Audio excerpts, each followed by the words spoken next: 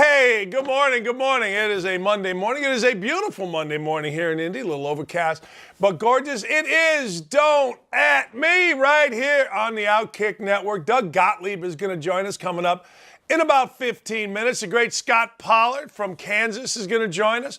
You know Scotty P from a lot of different places. We'll get into that. He's going to come on around 10:30. But first, let's recap what was an unbelievable weekend in college basketball. Here's the dumbest analytic in basketball. The dumbest, maybe in sports, let me make sure I have this right. With 18:39 to go in the Duke-North Carolina game, 41-37 Duke, the analytics said there was an 81.5 probability that Duke wins the game. Now, I get it. I understand it. But it's a useless analytic, particularly with two blue bloods going at it like both of those were going at it. I mean, it couldn't be more useless because you know both teams were going to fight. You knew this game, you could tell, was going to come down to something dramatic, and it did with Caleb Love knocking in a monster three, putting the lead from 1 to 4, and away you went. You know what I mean? I mean, that's one of those things where once that bad boy got to 4, you felt like, oh, man. I don't feel bad for Coach K, and I'll tell you why. I feel bad for Mark Williams, the big kid from Duke, who not only had foul trouble, but he missed 2 big free throws late when Duke could have extended a lead, and that will haunt him. Shouldn't. Played terrific. One of the guys that got him there, but that will haunt him. But that's not what happened, or that's not what caused that game to be decided. What caused that game to be decided is, frankly, North Carolina wouldn't give up. I mean, North Carolina wouldn't quit. North Carolina got down. North Carolina had a bad break a little bit at halftime, which got a lot of bettors some money because it was Duke minus 2.5 at halftime, and a 3-point play by Roach gave people to win. Anyway, long story short, it was a hell of a night. 70,000 people in the Dome watching two teams go back and forth. Now, let me throw something out to you that is, I don't know. Look, people want to besmirch folks. Like, we can't wait to besmirch Coach K. All right? Coach K, in the Final Four, losing his last game, is no disgrace. Getting to the Final Four is so difficult. Getting to the Final Four, I'll give you an example. Indiana University, my school, has won 5 national championships. Okay, last one in 1987. That's 5 in the history of the school. NCAA started 1939 with the first NCAA championship. So let's just look at this a little bit before people say, well, he only got to the Final Four. No, there is no only got to the Final Four. You have 5 national championships. 1973, Indiana went to the Final Four. So that's 6, right? 1992, Indiana went to the Final Four. That's 7. 2002, Indiana went to the Final Four. That's 8. That's 8. That's it. Unless I'm missing one somewhere. That's all she wrote. 5 national championships and 3 other Final Fours. That's it. So in the history of one entire program, that's all. Purdue's been twice. You take Indiana and Purdue in their entire history, they've been to 10 Final Fours. That's it. 10. And here Coach K loses in the Final Four, and people are saying, oh, he got beat in the Final Four. Here wasn't a success. Are you insane? Getting to the Final Four is impossible. It is so difficult. So the man lost in the Final Four. You know what? Salute to you, Coach K. The better team won. What are you going to do? You know what I mean? The better team won. It's the way it goes in sports. Tougher team made plays. I don't know if they were tougher, but they made plays down the stretch. And Caleb Love did what Caleb Love does. You know, the 3 that he hit from the top of the key? Do you know that was over maybe the best defender in the country in Mark Williams? And Williams was outstretched, man. I mean, he was outstretched. He wasn't just jackassing around putting a hand up. Look at the picture. He was up in the air trying to do things that a guy like Mark Williams can usually do against a guard. But you know what happened? The kid sacked the hell up and made a shot. That's it. That's what he did. So get mad, glad, angry, or sad, I ain't having it. Salute to Coach K. Salute. What the hell? And you know what? Props to Hubert Davis. Now, let me go into North Carolina. I said this on Twitter, and I think it's got 1 million hits now because my friend Kirk Herbstreit quote tweeted it. But I said North Carolina coaches never make it about themselves. Now, people took that as a shot at Coach K or anybody. It wasn't a shot at anybody. It was literally a compliment to a operation that, going back to Dean Smith, through Bill Guthridge, through Matt Doherty, through Roy Williams, through now Hubert Davis, North Carolina coaches always make it about the players. They always make it about the program. They always make it about others, always.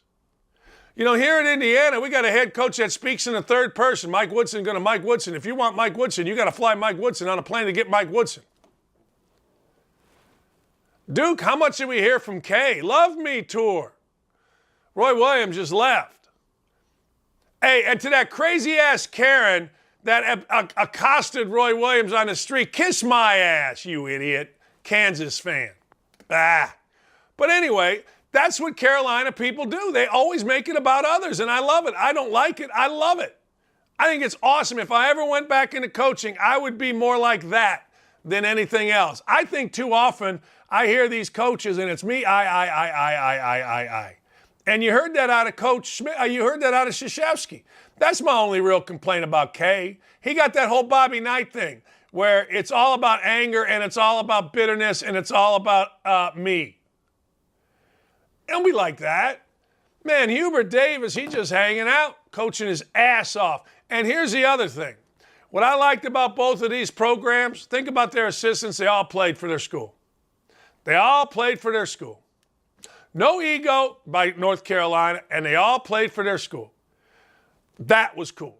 That was very, very cool. So now North Carolina goes into its 12th national championship game, only one behind UCLA, who's at 13th. And we'll get into breaking that game down in a moment. The other game, I tried to tell you, when you lose your best player like Villanova did, that's hard when you're going in a national semifinal against a team playing as well as Kansas is. I mean, it's almost that simple. Now, I thought Remy Martin would have more of an impact. He did not. He only had 3 points. But when you don't have your best player and you're going into a national semifinal, it's one thing to not have your best player. We got to go to Creighton or we got to go to Kansas State. But it's a national semifinal against a team in Kansas that's playing its brains out. I thought that really hurt him. But I thought what hurt him worse, David McCormick. Holy hell. I mean, David McCormick jumped up, man. I would always call it jumping up. He had 25 and 9. Now, the broadcast's ridiculous. The broadcast, well, we're going to start the second half going to David McCormick. No, you never go to David McCormick until you go to David McCormick. Meaning you don't stand around, isolate, and try to throw it to David McCormick. No, you throw it to David McCormick when the opportunity to throw it to David McCormick is there, but you never try to establish David McCormick. And any idiot that tells you in tonight's game they're going to go right in and establish David McCormick hasn't watched basketball. It's like the broadcast crew had no idea that Villanova's zone, once they went below the foul line, becomes a man-to-man. I don't know what to tell you, but it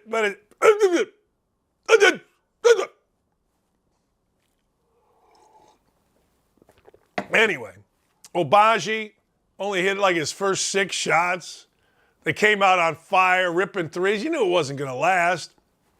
But then Christian Braun, all he did was start knocking in 2 massive threes. Think he had a good night? I always think about this. You know, when you're a player and you have a great game, in a game like that, that's a good night, man.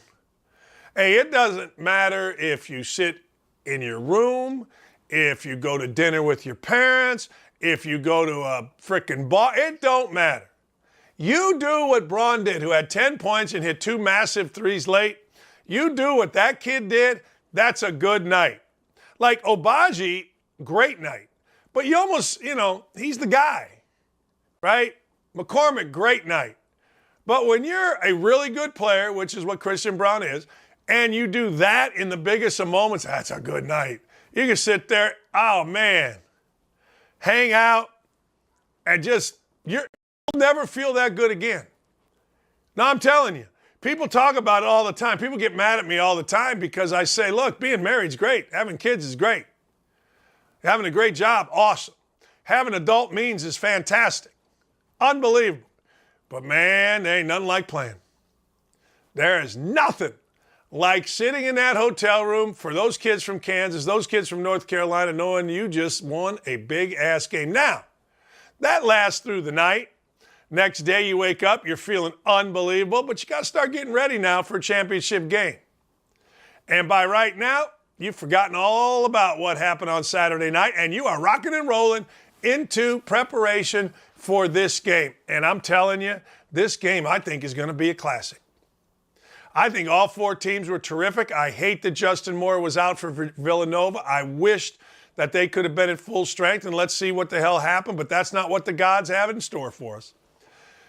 Now we turn our attention to Armando Bacot. Now look, Armando Bacot, he did what guys used to do in basketball. Now, if you've studied basketball at all and you look back at basketball, there are some unbelievable numbers that have happened, right? I mean, let's think about it. Remember when Jim Boeheim was on a week ago and I asked him about Julius Erving? Do you know what he said? Well, Julius had 37 rebounds against us. Huh? What? He had what now? He had 37 rebounds against us. 35 points, 37 rebounds. If you go through like whatever school you got, you know, Dickie Hemrick, if you're a Wake Forest fan, Walt Bellamy, if you're an Indiana fan, if you look at the history of basketball, there's a big guy from your school that had like 8,622 rebounds in a game somewhere. You know what I'm saying? Like, damn. He's bogarting all the rebounds. Well, that's what Armando Bacot was like. And the reason I paid attention to it was because I had bet Brady Manek was going to get over 5.5 rebounds. He ended up with 4. He had 2 in the first minute. But Bacot went for 21 rebounds. He was bogarting all the rebounds. Quit bogarting all the rebounds, Bacot. Costing us money. No, but it was spectacular. It was old school. It really was. It was old school. I'm going to bogart every rebound, and there ain't a damn thing you're going to do about it. 21 rebounds. It's a pretty good center matchup. You know, I would think Bacot's the better player. He had 21 rebounds. McCormick had 25 points. I don't know if McCormick's going to do that again, but you know what? He doesn't have to. He did it yesterday, or he did it Saturday. And that's pretty damn good. Doug Gottlieb coming up. Scott Pollard coming up. I love the women's NCAA Final Four. Is the basketball great? No. No, of course not. People falling down, jump balls, shots. It doesn't matter to me. Does not matter to me even a little bit. What matters to me is the competition and the heart. The competition and the heart is awesome. The basketball's good, don't get me wrong, but it ain't the prettiest thing in the world. But I'll tell you this, the competition and the heart is, I mean, big time. Not just a little. I mean, you think you want to win? I do. You think Kansas wants to win? I think they do.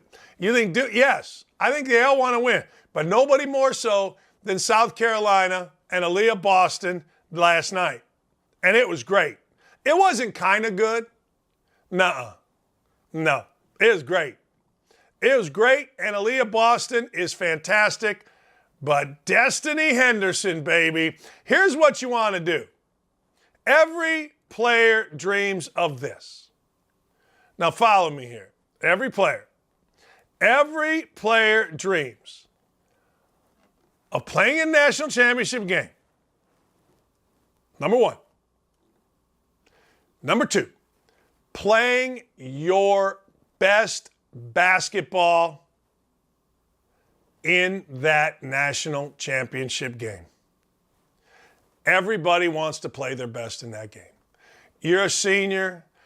She's listed as a senior. I don't know how many years she has. Hell, in the world of college basketball, she may have 4 years left. I don't know, and I don't care. She's listed as a senior.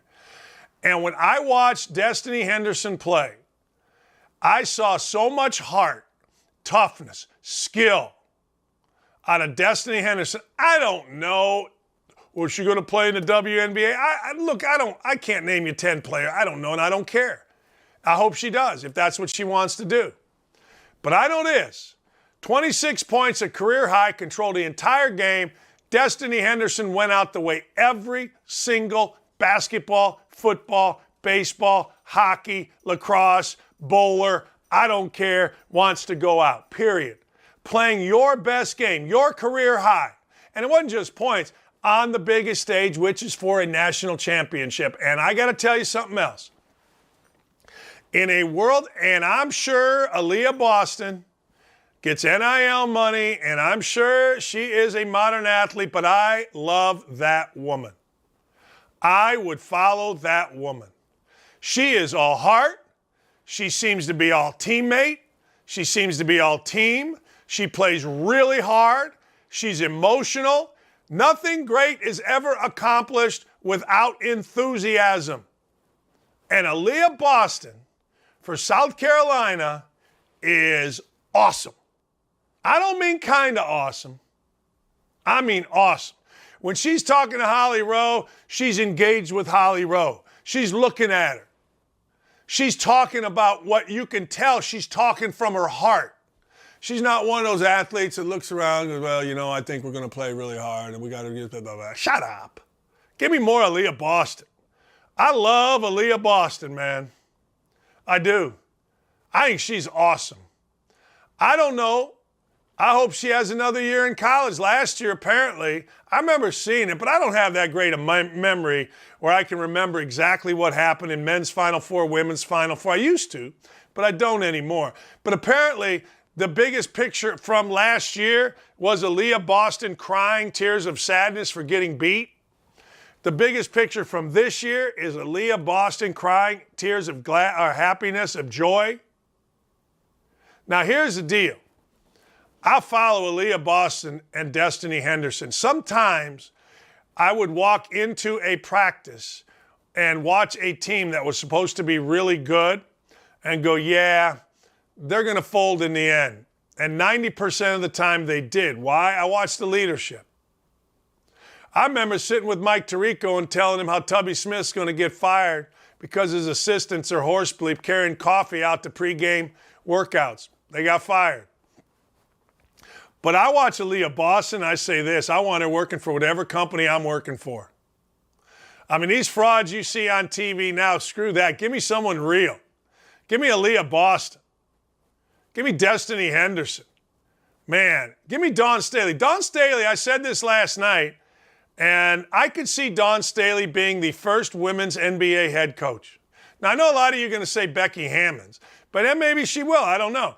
But I could see Dawn Staley being that. She has the right personality, mentality. Maybe she'd be too hard on those soft-ass NBA load management clowns, but I think she should be. I think she could be, and I would look at hiring her if I were an NBA owner. And if I were Dawn Staley, I ain't going to the WNBA. I got a better job. I don't need that. But I would certainly think about it. I think she would be awesome. I don't know what the hell her jacket was, but I like that too. So anyway, that's my take on that. I think the women's Final Four was fan-frickin-tastic. I think the toughness, it's just great. Great. Not good. Not good, ladies and gentlemen. Great. Don't at me about it either. Because what I'm speaking to you is I'm speaking truth. Speaking of truths, Doug Gottlieb going to join us in about 10 minutes. I hope he was already here. Bill Self winning a Final Four has some of you agitated. I like Bill Self. I don't even know what cheating is. Don't at me with it. LeBron not in the playoffs, ladies and gentlemen. How do you feel about that? I don't like it. Oh, I'm not going to lie to you. I don't like LeBron not being in the playoffs. I know a lot of you do. I know a lot of you like LeBron not being in the playoffs. Right now, 4 games ago, he's 2 games out. Even from the play-in game, they've lost 6 in a row. They got a mess.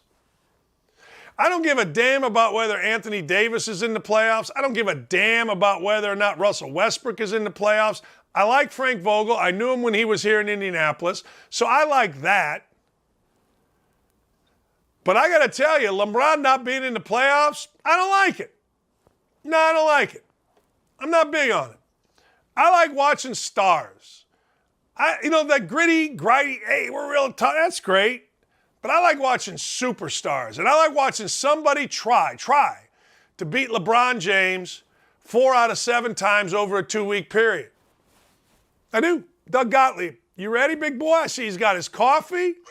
He is ready to rock and roll. Let's talk some hoops, big boy. What'd you think, North Carolina Duke? I thought it was awesome. I thought, interesting parts to it, but the shot making, look, that's what college basketball needed, right? That's the sport needed that. I'm not going to say it saved the sport because I don't think the sport was dead, but I also don't think that it was. We're going to do it's the greatest game of all time thing. Like, look, I was at the Final Four in Minneapolis, and 2 of those games were unbelievable. But because you have the 2 names, because it was Krzyzewski's last game, because it was the first time they met in the tournament, and then because of the play of the players and the coaches let them go. Like, that's a big thing, right? There wasn't any, slow it down here. Let's just go play hoop. It was great. It was cool to watch and feel like you were kind of a part of something that was special and memorable. I want to get into what you said about the coaches because you and I both know so many coaches, whoa, run 3 down or whatever. No. These guys put guys in position, gave them the basketball, and went and played. And you don't see that very often, particularly on that kind of stage. No. The trust in your players. And I also like here's a little thing. Hubert didn't sub until Bacot in the second half until Bacot went down. Like, that's the best. It's not the best if you're 6th man, but I think a lot of these guys, they just sub because you're like, that's what you're supposed to do. Like, no, those are my guys. I used to, people used to think I was cruel to Crean because I remember when Crean had that great team at Indiana and he had 3 pros and sometimes they're all on the bench at the same time. And my comment then is my comment now. Do you know why the starters are your starters? Because they're better than the other than the other guys. So play them as much as you possibly can. Like, this is basketball. So, but yes, it's the trust in your players. It's the understanding of sometimes you can screw it up by overcoaching them, right? You don't want to make them think. And then there are some little things you can do on the fly. The last big shot that Love hit, it's a very little thing, okay? But at the time, if you remember, Duke, because of foul trouble, right? They had been changing their lineups, and then at that time, I think Bacot had actually fouled out.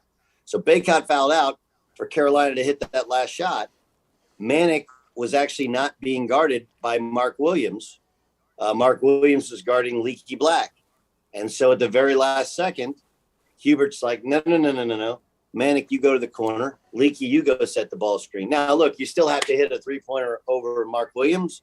But if you have Manek set the ball screen, they just switch. It doesn't happen. So there was a lot of coaching that took place, but it just wasn't the super control that some other coaches have.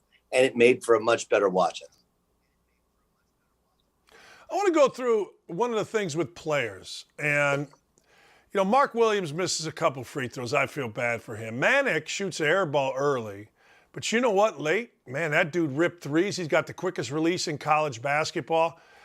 Explain to people, it is not – players make it look easier than it is to come up in those big moments. Caleb Love did it against UCLA, not once but twice, took them from down 3 to tied to up 3. And here, it's not as easy as what these guys are making it out to be. I completely agree. I completely agree. Brady Manek hit a 3. He hit one where it was the quickest release I've seen, maybe outside of Steph Curry. But he hit one. Do you remember where his toes were inbounds and his heels were up? If his heels were down, they're out of bounds. And I'm going to guess he meant to do that. But how do you do that? How do you do it? How do you do that? And then, end of the game. Here's another thing. Caleb Love's just like holding the ball to get fouled and knock down a couple free throws. And I get it when you're getting buckets and you're a confident dude, but there are 70,000 people. No one sat down the entire game. And you got a chance to end Mike Krzyzewski's career. And they're just it's really impressive. Really impressive. Now, part of it, and I had a great conversation one time with Steph Curry about this, about how much more confidence kids have in 3-point shooting. And he's like, look, I've never been on a floor where there wasn't a 3-point line, And so it's a completely different way of thinking about it. Like, this is just what these kids have always done, And I also think when you have Duke and North Carolina, and Manek isn't as much this because Manek, he was recruited by the Big 12, when he went to OU. But most of those guys, like if you're going to Carolina, you're going to Duke, you've played in the main court in every AAU tournament you're not an Ox Gym guy, right? You're a main court guy. And so I understand that the magnitude of it and the importance of it is greater, but I do think there's a mentality there with so many of these guys, like, Paolo Banchero, like, man, he ain't played in an auxiliary gym ever, and he ain't never going to play in an auxiliary gym. So there's no fear of the magnitude of the moment to him. He's just out there hooping. And I thought also part of the way those guys coach, those guys take a bad shot, and Carolina took plenty of them. There's not the take them out, browbeat them, or whatever. There's just encouragement. So part of it's coaching, part of it is these kids, and then the skill that they have is ridiculous. These players are so talented. It's really fantastic to watch. It is. Hey, I want to talk about Bacot. Number one, you think he'll be healthy enough? And number two, this was, Doug, every school has this guy. Like, every school has a guy that back in the day, like Indiana, it's Walt Bellamy. There's a guy, Dickie Hemrick, for Wake Forest. Every school has a guy that got like 38 rebounds in a game. Like, you look at numbers and it's like, oh, man, that's what Bacot was bogarting all the rebounds. I'm not sure I've seen anything like that. Like, nobody was even trying to get a rebound other than him. This was like, I don't know, Jabbar back in the day getting 28 and 28. It was like that's what the Sheboy is like for Kentucky this year as well. Right. I hated rebounding. I still hate rebounding. I yell all my kids to rebound, to box out, or whatever when I coach them in AAU. But the guy was a monster. And again, remember, it's the volume of possessions. And you sit there and think about it for a second. Like, Mark Williams is a pro and a tremendous player. And it should be pointed out that there was one rebound late that Bacot didn't box out. Mark Williams tips it out and they hit a 3 on it. So he didn't get every single one. But remember, there were 3 different guys that were thrown at him during that game. Mark Williams, Theo John, who almost fouled out in the first half. Right. And then they put Banchero on him. And Banchero's a big old kid, right? 6'9", 250. So it's not just that he was able to come up with 21 boards and then he missed like a couple minute segment because of the ankle. But it's also the fact that he had to do it against 3 very, very talented players who are fighting him tooth and nail for every one of those boards. As for tonight, I got no idea. You and I are probably lockstep in that. In my time in basketball, generally what happens is you sprain an ankle, you can play that night on it. Then the next morning you wake up and now you find out what you got. He said there wasn't crazy swelling, it was just a little bit of swelling. It was a little bit sore. I think he'll be able to play, but I think this helps. It helps Dave McCormick a great deal in terms of evening out the matchup. Dave McCormick, I know he had that monster dunk. He hasn't done that ever in his career. Like, he's a below the rim guy. He's kind of the classic, old school, sawed off big guy, make your moves thing. And he was just in the moment. I think, Armando Bacot's health is very much a determining factor as to who wins the national championship. I agree. I totally agree. Let's go to Kansas. I mean, you talk about a skill set. Agbaji just comes out and he's ripping everything. David McCormick, as you said, I think they had the first 19 between the two, and I don't think a lot of people saw, maybe Agbaji, but I don't think a lot of people saw that out of McCormick. But he was great the game before. He was terrific in the Elite Eight. Terrific. Well, there's a lot that goes into it. I would say this. I think Bill Self, they made shots. Okay, so you cannot in any way diminish the fact that you're always a much better coach when that ball goes in the basket, right? It's amazing. That great coaching. But I do think that Bill did like 3 or 4 things in getting ready for that game that allowed them to be so thoroughly dominant early on. And it was also helped by the fact that Justin Moore didn't play for Villanova. So the first thing is offensively, their spacing was perfect. And within their offense, Villanova, they overhelp, right? They overhelp. They basically play a very, very physical form of pack line defense. And what does that mean to somebody? That means when the ball is up top and you're looking high to low to get the ball to McCormick, or especially when you're looking from a wing, from the slot to the wing on like the right side of the court. Villanova, their entire defense is in the lane. So the weak side corner is open, but you have to practice that pass. You have to be crisp with it. You have to give it a look inside so the defense overhelps, and then you got to hit the corner quickly. And then when the guy hits the shot, if you look at 3 of the 4 threes that he hit in the first half, they were corner threes on the weak side. So they used Villanova's defense as Villanova's weakness. They scouted it and perfectly hit the pass, perfectly hit the shot. It was execution. And then with McCormick, Villanova was trying to figure out, all right, we got Dixon at the 5. He's just not big enough for McCormick. He's just not. McCormick's a big old boy in there. And when the help wasn't there, then he was able to go to work. Now, conversely, at the defensive end, all year long, Kansas, I don't believe they doubled post to post all year. And only in the first 4 or 5 minutes, they doubled post to post, and they doubled all these ball screens. And I actually thought, I might be crazy, that DeJuan Harris was the player of the game, because DeJuan Harris completely dismembered the greatness that is Colin Gillespie for most of that game. Gillespie couldn't get the ball. He denied him the ball full court. He denied him the ball in the half court. He hounded him everywhere. And then DeJuan Harris he's a shooter slightly better than me, which is, I'm the worst. Okay. He's not a good shooter. And they dared him. And he hit 3 wide open threes and he made him pay. So there's a couple things there where, I thought their defensive game plan in doubling ball screens and doubling post to post early was great. And I thought it really rattled Villanova. Their spacing, their understanding of how Villanova plays defensively. And then they cut off the head of the snake. They said, hey, a lot of guys can beat us. Colin Gillespie is not beating us today. And DeJuan Harris took that thing personally.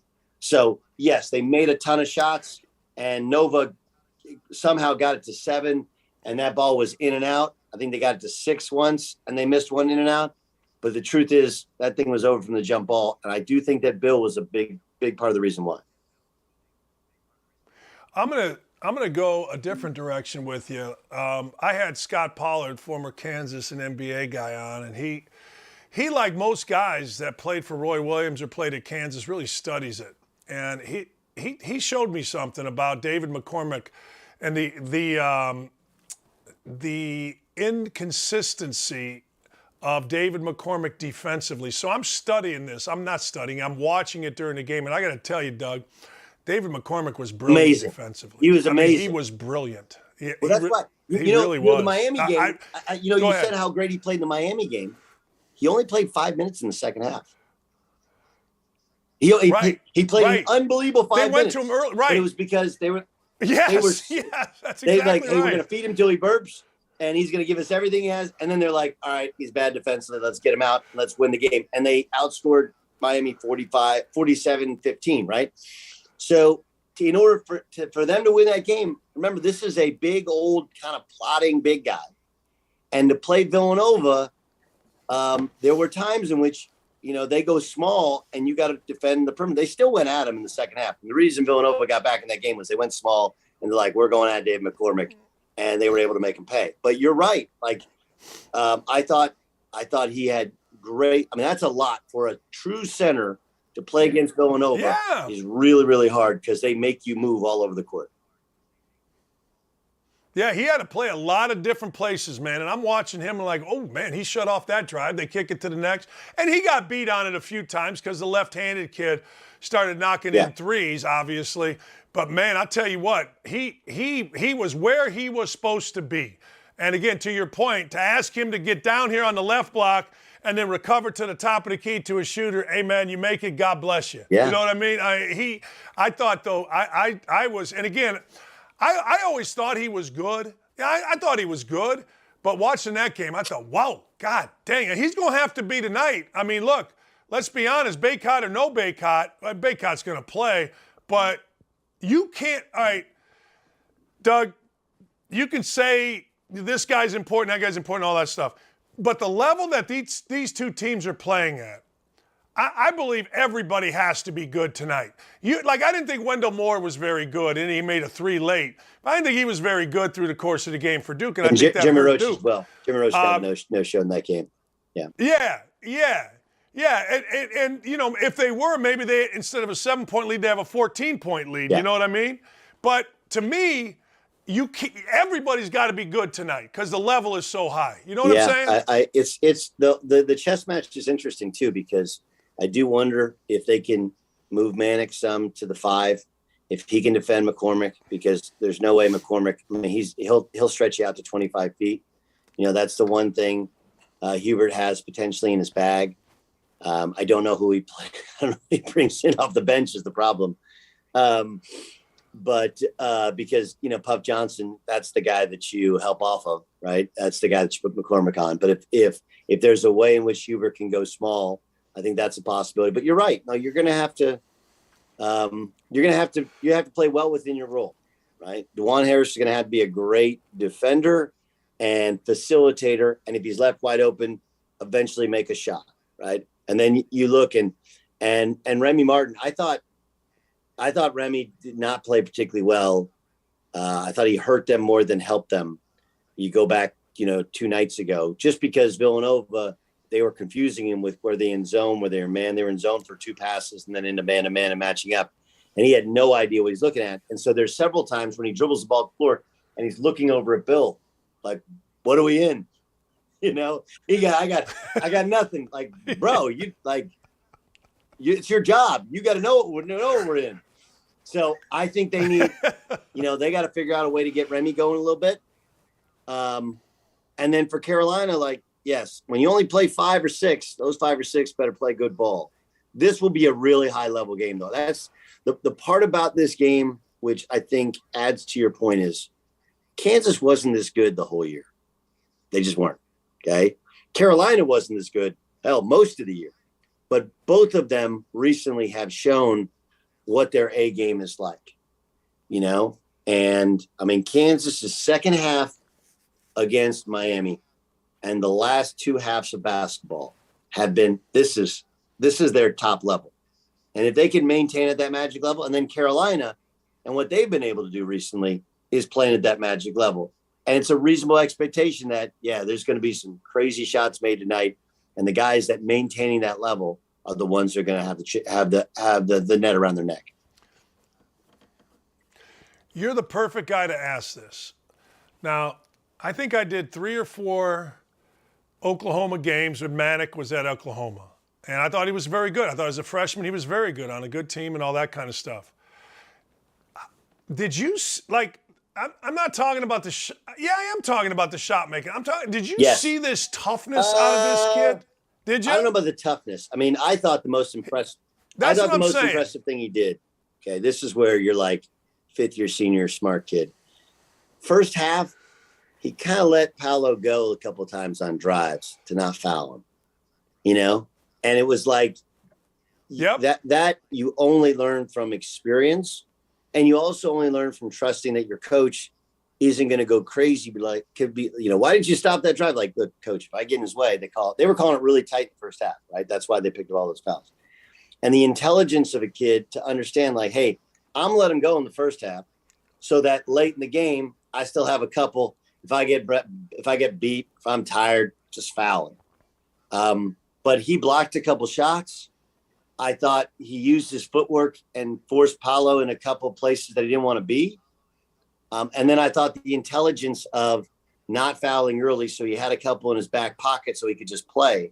I thought those were huge keys. The shot making and the toughness of that shot making, I don't know if people remember. He was the center for Trae Young's freshman year. When Trae Young led the country in scoring and assists, the reason they were able to open up the lane for Trae at Oklahoma was Brady Manek was the starting center. So the shot making I've always seen.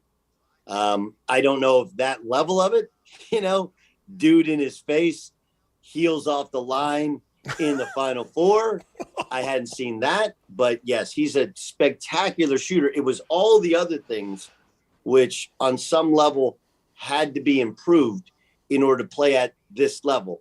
And I think he's clearly improved them. That's what playing for Lon Kruger and now playing for Hubert Davis, like all of these lessons learned. And then he's obviously learned through time and games to not foul and understanding footwork and watching tape and knowing that Paolo is going to catch that ball. I mean, how many times they run the same little set to isolate Paolo Banchero, and it wasn't a bucket every time.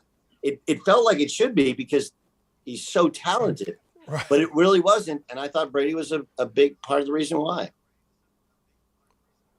I agree. The mental toughness to go, let's be honest, man. Oklahoma, I remember Calvin Sampson telling me, you did this. You went from a football school to a big-time basketball environment, and I always think that's great. Like, he went from a football school, and Oklahoma's a really good basketball program, but Calvin used to tell me, man, it's great. Nobody really pays attention until after the BCS football playoff. And to a big-time pressure cooker, I always respect that. I don't think people understand what that means, okay? In that we used to have an expression, you fart on campus, they smell it in the office, right? And the idea was, like, everything matters now.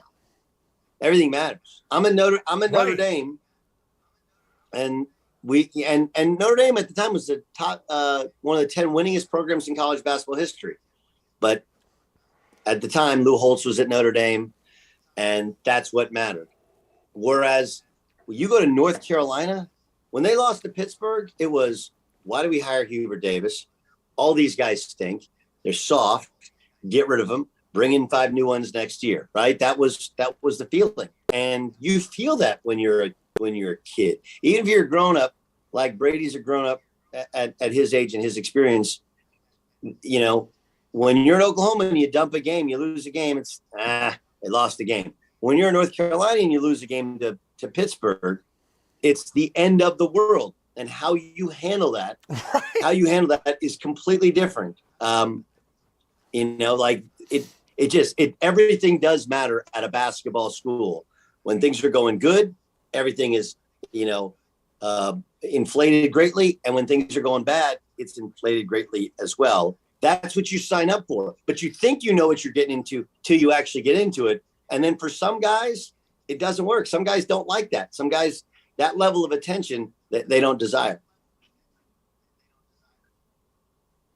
It's I was having this conversation with my wife and my stepson yesterday because there was a kid in Indiana got arrested. And to your point about if you fart, the office hears it. Coach Knight used to say, I don't give a damn what you do off the court, but don't be in bars between October 15th and the end of the season.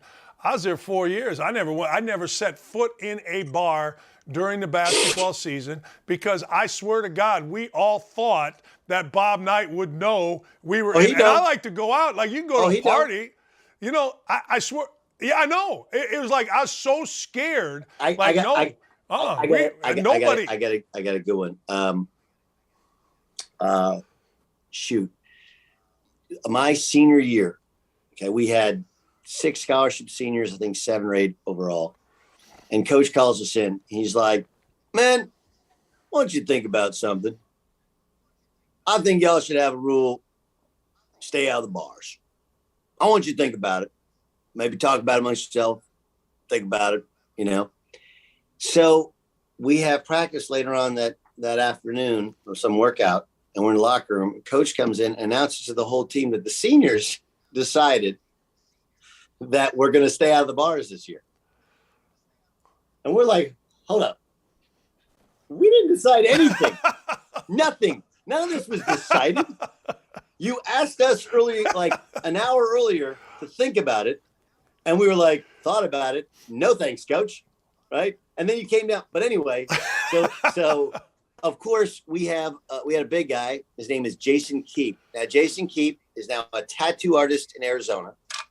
He was a junior college transfer from college in northern Idaho, and he had a tattoo. He's famous for having a tattoo, Big Dady, D-A-D-Y. He claims it wasn't misspelled. Come on. Anyway, like that dude goes out and gets in a bar fight that night with an Oklahoma State sweatshirt on, plus he's 7 feet tall, 270 pounds, and he looks like America History X. Anyway, so we all have to run for him. But yes, I do know the idea of the coach saying we're all gonna stay out of the bars. Heck, we had a kid who he actually passed away. He was 7 feet tall, 7'2", 400 pounds, passed away, like 5 years ago. But it was coach's project trying to get him to lose weight. And he told every fast food place to not sell him cheeseburger. He could only buy a turkey sandwich from the Git and Gallop right next to his dorm room. And like you're saying, like coaches are powerful enough in a college town to go and tell the guys at Brahms, hey man, you can't sell that guy a cheeseburger. Like that's really how it is. Really. That's how, when you're a big time basketball coach, a big time program, everything matters and everybody wants to help in any way they can. But when things go bad, everybody makes you feel like the worst human being on earth because things have gone bad. It does. And now, I mean, you and I didn't play in an era of social media, but to your point, I remember watching I remember North Carolina got beat. It was 30 when I was watching against Wake Forest. I mean, Forbes' team just killed them at Wake. And then a week or two later, they get crushed by Pittsburgh. And to your point, man, wrong guy. Why are we hiring Hubert? What the hell are we doing? Hey, I'm not saying that wouldn't happen at Oklahoma. It probably would, but it would be like this big, right? I mean, it's just hard for people to comprehend. That's why I always respected what you did. Like people that go from back. That's what I wanted. All right, I'll give you one. That is what I wanted. Right. That's what I wanted. And see, I'll give you this. Like, all right, I understand, and this isn't fair to Garrison Brooks, but I understand you go play for your dad, okay? I get that. But, man, like, if you go from North Carolina, where you're an all-league player, and you want to go to Mississippi State, Ben Holland's a great coach. I know it's a great league, but it ain't the same, right? It ain't. I mean, so anyway, you and things like what Manek did, I just think are great. I guess that's my bigger point. But I appreciate it. But it is, like, look, it's one of those things you got to tell kids all the time, and especially now with the transfer portal, right? Where they all want to go. I want to go where it matters. I want to go where it matters, right? Okay, that's cool. Just so you know, all those little things that you do off the court, that people are going to know.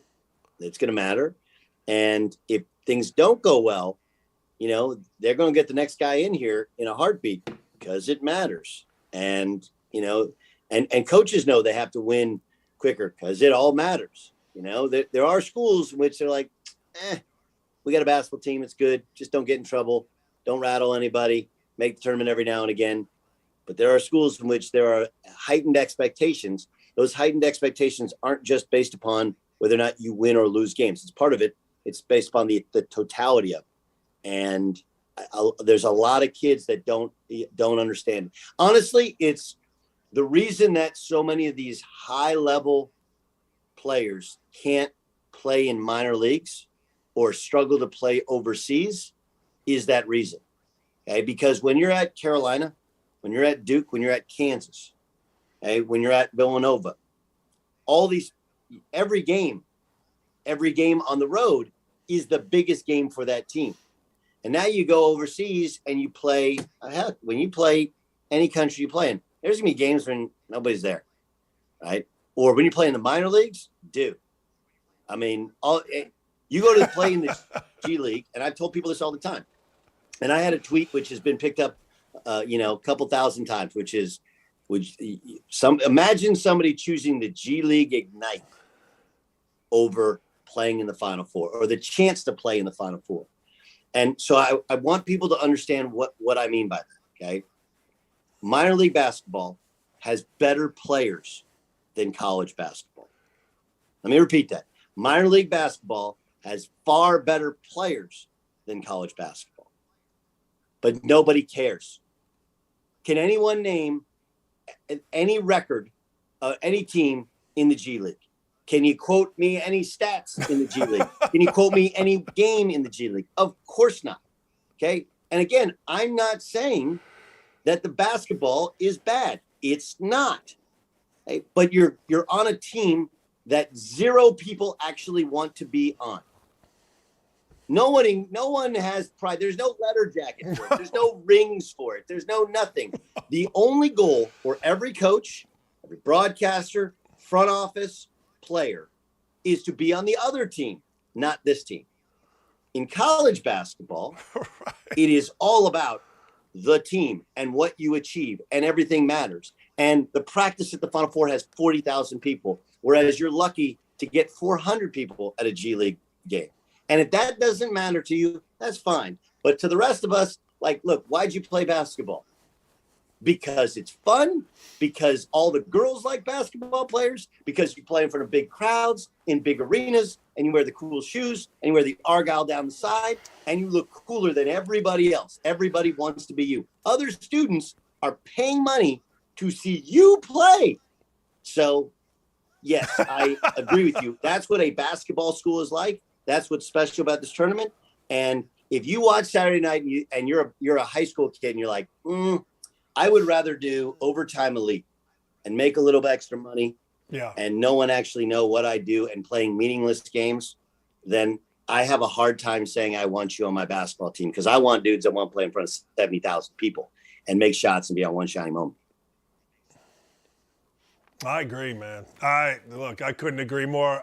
Last thing, who wins tonight? What happens tonight? I think Kansas wins. It's interesting. There is an NBA parallel to it. I was talking with a member. It was funny. I heard you during the break talking about LeBron. I was talking with a Laker, a bench playing Laker, and he was like, "Man, we played the Bucks like 2 months ago. I don't think they're going to be that good in the playoffs because they're peaking. Some of it is about peaking, how they're playing.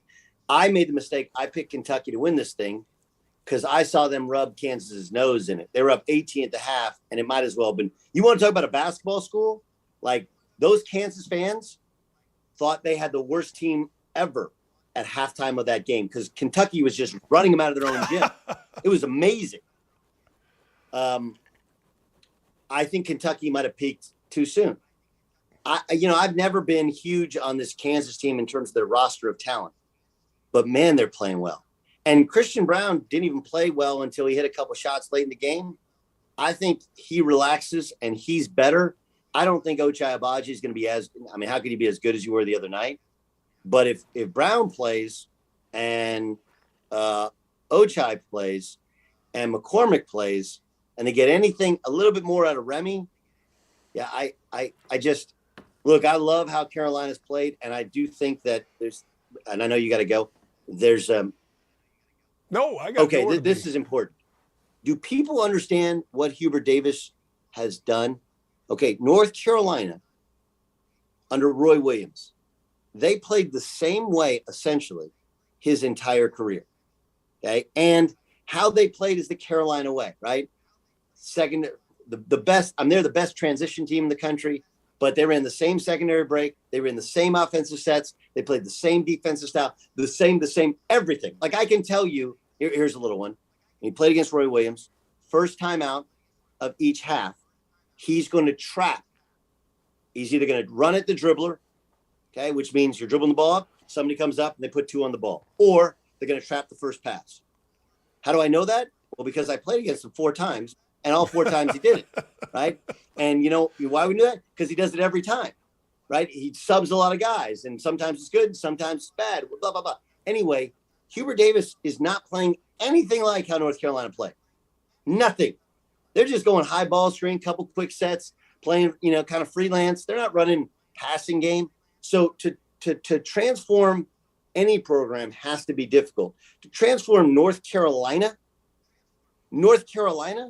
like, dude, Matt Doherty, all he did was change secretaries, and they wanted him gone that second. These are all true stories, right? So Hubert, that's true, 100%. Hubert has changed completely the way they played, and that's what took. So that's why it was so hard. But I do think Bill's really good. He's incredibly pragmatic, and he's not tied to one style of defense. I think Kansas ends up winning this game. I do think Bacot's ankle, and I wonder how much Carolina has in the tank, man, because that was a game and a half. Plus, it was the late game. Plus, you know this. You get done playing a game like that, you go back to your room. Good luck sleeping. How do you sleep? Oh. And right. As much as we want to say, like, well, they had a day off, and then they didn't. Then they had to go back to the gym. Then they had to watch film. Then they had to do media. Right? There's no mental, emotional day off. I think Kansas wins. It's a close game. I do think fatigue plays a factor, maybe in some of the shot making for North Carolina, some of the decision making for North Carolina, and Kansas wins 5 to 8 points. Yeah, you know, you make such a great point.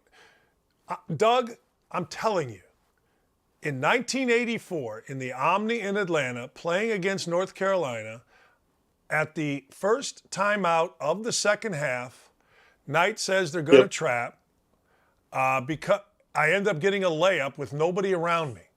Now, and the box set, you know, the screen-to-screener action to get the ball to the top of the key. Right? It's called shuffle. I mean, Carolina shuffle offense. It's just right.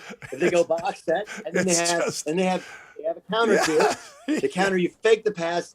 Then they take a dribble, reverse pivot, back door, right? It's the same shit. Excuse me, it's the same thing, right? Yeah. And he was like, that stuff is great. We're gonna do it a different way. We're gonna do it a different way. I didn't even think about I didn't think about what you just said, but you're so right, because when you played against Roy or you played against Dean or you played against Guthridge or whatever, a secondary break, reverse, up screen, two-step in, blah, blah, you know, I could walk as a scout playing against Kansas a number of times. I could walk through their whole thing right now. Here's what's right. amazing about it. Hubert, so people are going to think that I'm killing North Carolina and Roy Williams for style. We ran their secondary. Everybody did. We stole what they did and did it better than them. And it's one of those things where you're playing against Carolina, and you know they have a little Paul Pierce set where they'd run the up screen, and then they'd up screen the up screener and slide Pierce into the strong side post, whatever. And so we stole that. We used it for Desmond Mason. And I'll never forget, like, we're playing against them one time, and we're like, "No, man, you got to screen one more time." We're like telling that one of their young guys what they're supposed to do, because everybody knows what they're going to do. Now, look, there's no real secret to it. Like for Roy, like, hey, they played hard. They play hard, play together, share the ball, get out and run, and they had better players than everybody else, right? So, I mean, when you got dudes, you let them play. I'm not being critical. I'm just pointing out that they had done things one way, and Hubert sat there in his way of, and he's not a boat rattler, but when he finally got his chance, he's like, you know, I might want to do it a little bit different way. And I also think that there's something that should be talked about. Hubert is not only a wonderful man and human being, he's a tenacious competitor. And I think we all compete in different ways. Like you and me, we're a little bit grimier, right? We wear our emotions a lot more on our sleeves. You can tell when we're ticked. You can tell when we're happy. Whereas Hubert is much more on a level plane. But did you see the flop sweat he had working the other night? Right? Like, yes. Don't confuse the humanity of a Hubert Davis with the competitiveness of a Hubert Davis. So I do think his team takes a ton of that. But I would also point out that, like, Bill Self, same kind of way, right? Bill Self, is a tough ass dude. He gets those guys to play at a magic level. He's kind of sarcastic with them. And he's an amazing coach. Cause we used to, again, we're at Oklahoma State, they're at Tulsa. We're like, man, we got way better players than they do. And the reason we didn't play him during my time there was because he whooped our ass before I got there. Coach's like, I ain't playing Tulsa again. Hell no. Coach came up with some terrible excuse. I don't like to schedule assistant coaches, like former assistant coaches. Like, come on, man. You don't like to schedule Tulsa because Tulsa's really damn good. And if you lose to Tulsa, it looks a lot worse than losing to a Big 12 team, even though they're better than most Big 12 teams. So I have an immense amount of respect for both. Go ahead. I'm sorry. Okay. Last thing, and I'm keeping you way too long, but this is a lot of fun. I'll go as long as you want. I don't care. But, Indiana and Purdue have been in the Final Four a combined total of 10 times in their history. So I'm hearing people say, Coach K, he lost in the Final Four, disappointing season. Bullshit. Getting to a Final Four is a great season, at least in my opinion. Thoughts on Coach K, the way this ended, the whole thing? Well, first, anybody who says losing the Final Four is disappointing, you have volunteered yourself for me to delete anything you say in terms of the sport of basketball as reputable, right? It's just, you become Charlie Brown's teacher to me. Coach K, sorry. It's the same thing, honestly. If you win your league and you get upset in the NCAA tournament, like, you still had a great year. I know that people find that hard to believe, and that not all these league schedules are even, whatever. But if you win your league, you had a great year. Okay, I don't think if you win your conference tournament, you had a great year.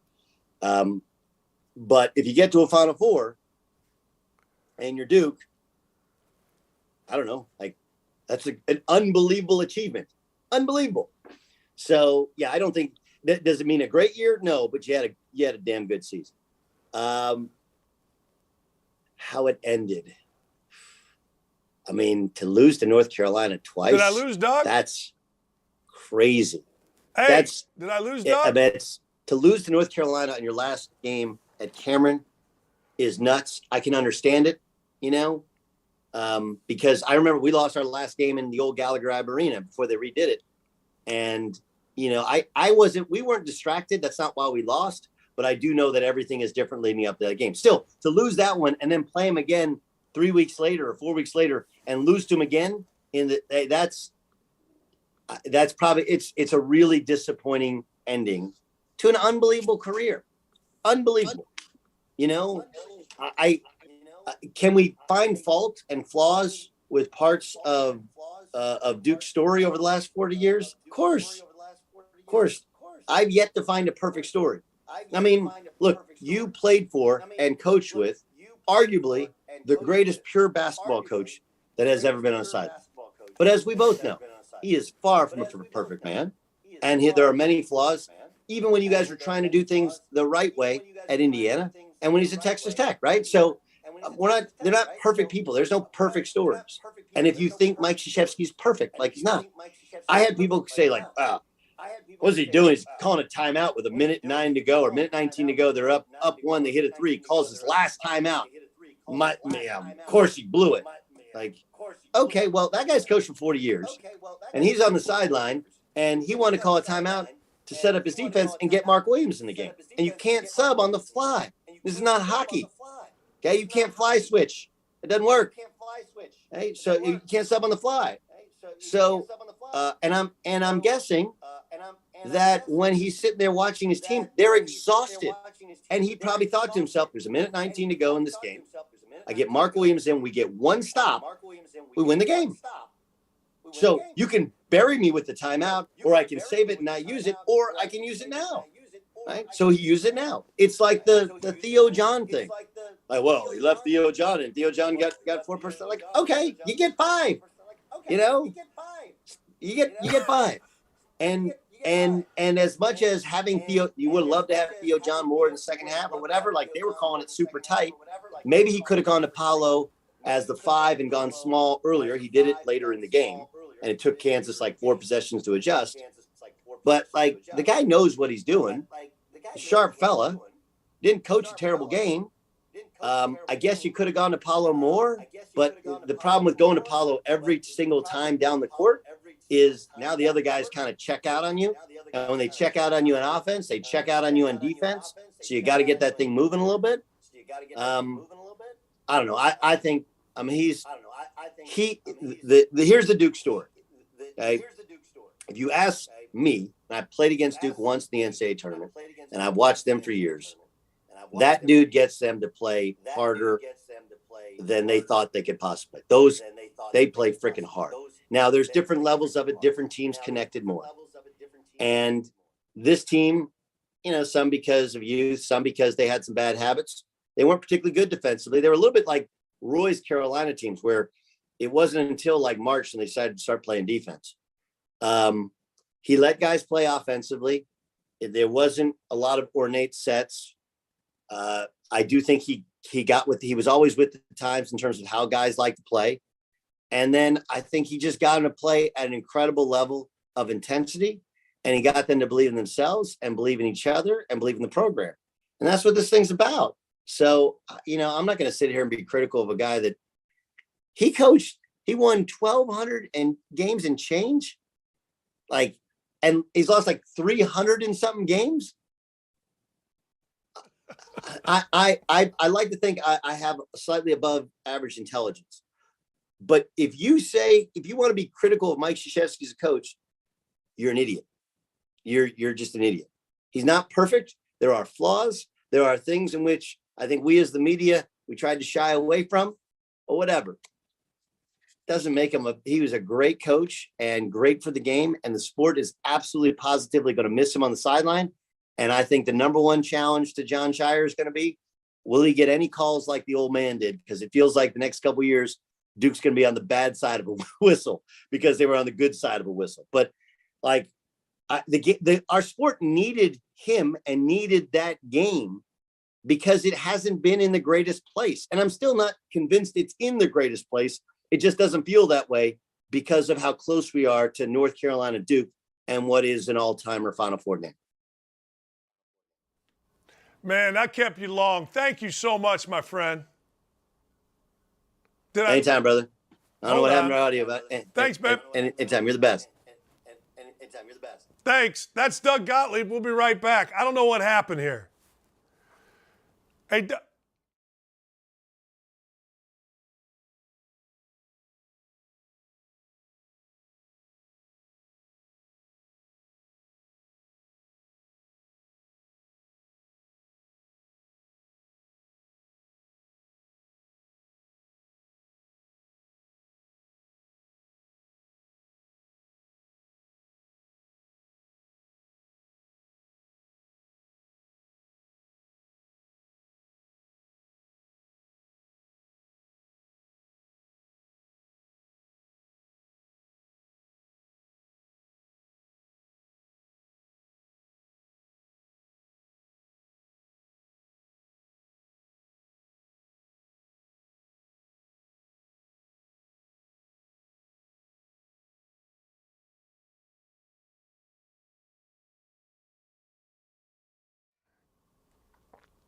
keep texting.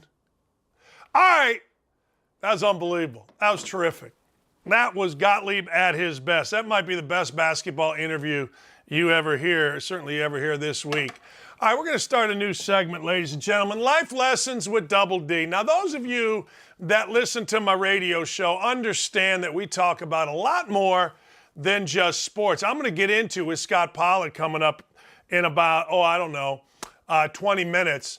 The former Kansas and NBA star. We're going to get in with Scott live from the beach in Cancun, by the way. But I got to help you parents out. I'm going to give you a second here. Go get your friends. Go ask them. Say, hey, look, let's get going here. I'm not messing around. Let's keep tweeting from the old Outkick thing. But here's the deal. Life Lessons with Double D. We're all parents. In fact, one day I was sitting there when my son was born, and I don't know, I was just kind of talking about my son. And an assistant coach friend of mine, Ron Felling, looked at me and he said, hey, Dan, We all got kids too. That hit me. Interesting. We all got kids too. Which means, hey, Dan, shut the hell up talking about your kid. We all got kids. I don't give a damn if your kid burped. I don't give a damn if your kid crapped. I don't give a damn if you changed a diaper. I don't give a damn. We all got kids too. It's freaking genius. It solved all of my problems that I might have moving forward about being a jackass parent. All right? It solved them all. All. We all got kids too. Nobody wants to hear you talk about their kid unless they ask you about a kid. Now, here's life lesson number 1. Always ask about your friends' kids. That's number 1. Don't necessarily ask about people that are overly aggressive about their kids' because you'll never not hear about their kid. Always ask about your friends' kids. Hey, man, how's Pete doing? Great. Hey, man, how's Allie doing? Hey, how's Tori doing? Hey, that's my brother's kids. Always ask about them. Don't be the self-centered jackass that only talks about your own kids. People don't want to hear about your kids. And if you are the person that has been asked about your kid, hey, Dan, how's Andrew doing? Oh, man, he's good. That's my son. Oh, he's good. He just got a job at Illinois State. That's exactly what I say. Well, you know, there's no well, you know. No, don't be that guy. I'm trying to help you here. By the time this show is over in 25 years, when I'm 110 years old, you will learn more from me than you've ever learned from anybody. And the first thing is ask about your kids' and keep your answers short when asked about your kids. Second thing, don't ever be the jackass that talks bad about his wife. Oh, man, she's a pain in the ass. When you're with your buddies, oh, man, she's a pain in the ass. Oh, man. No. That just makes you look like a dumbass. Think about it. Think about right now. It's 10:15 in the morning, 10:12. Hopefully you're not in the middle of 17 beers unless you're Scot Pollard out on a lake, in Cancun, and it's tequila time, which I'm all for. But think about this. Think about, man, oh, man, the old ball and chain. Never call your wife the wife and never call your wife the ball and chain. Girlfriends are the same.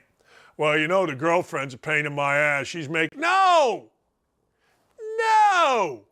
Never! Be the guy that doesn't talk bad about your wife. I made a very famous person at ESPN, who you guys know, you watch and you love, cry one day because she and I were talking. It was Valentine's Day. We were doing a game together.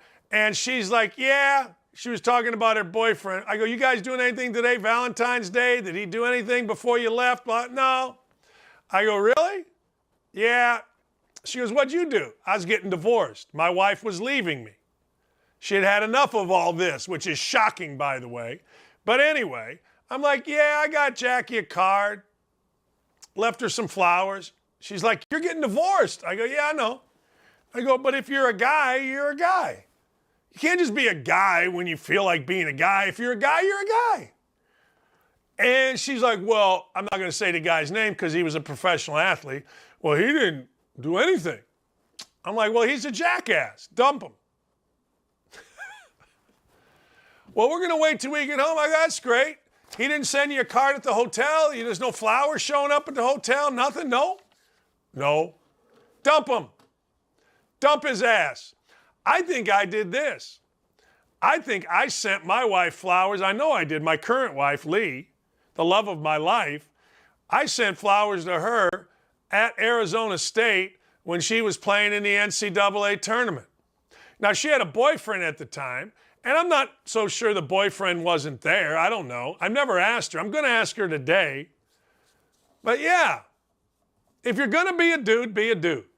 But don't be the guy that sits at the bar. Don't be the guy that sits at the game. Don't be the guy that, goes out to dinner and talks bad about his wife. And certainly Don't be the jackass that makes jokes at your wife's expense when you're at dinner with friends. First off, it's not necessarily ever funny, and number two, you've embarrassed your wife. So don't do it. Like, you can come back from it, but it's hard. I always said this, all right? Here's what I've always said about abusive guys. Guys that abuse women. What do you do then? Now think about it. What do you do then? You slap a woman. What do you do then?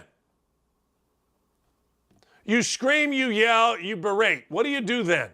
What's your move then? What do you do? Oh, I'm really sorry, it'll never happen again? You throw something. What do you do then? I've always asked that. I've always taught my players that. What do you do then? All right, what do you do then?